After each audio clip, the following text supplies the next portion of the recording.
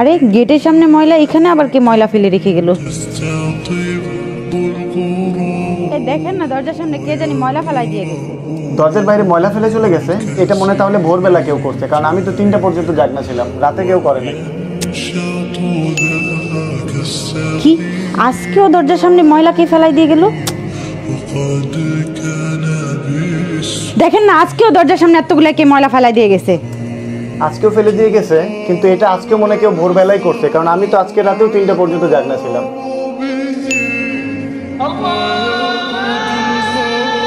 আজান দিছে, আজকেও এখন আসবে ময়লা ফেলাইতে। যাই, আজকে হাতে নাতে ধরবো।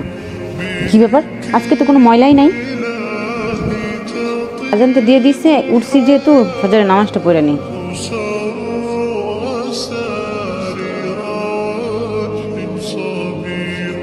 দেখুন, আজকে আমি ভোরবেলায় উঠছি আজানের সাথে সাথে ধরার জন্য কে ময়লা ফেলাই, কিন্তু আজকে কে ময়লা ফেলাই।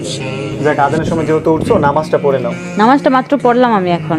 যাক, আলহামদুলিল্লাহ। তাহলে তোমাকে বলি, শোনো, প্রত্যেকদিন যে তুমি গেটের বাইরে ময়লা পাও, সেটা আর কেউ না, সেটা আমি ফেলাই। কি? কেন? কারণ আমি প্রত্যেক দিনই ফজর ওয়াক্ত তোমাকে নামাজের জন্য ডাকি, কিন্তু তুমি ঘুমের জন্য উঠতে পারো না। এই জন্যই আমি এই প্ল্যানটা করছি, যেন ফজর ওয়াক্ত উঠে তুমি নামাজটা পড়তে পারো।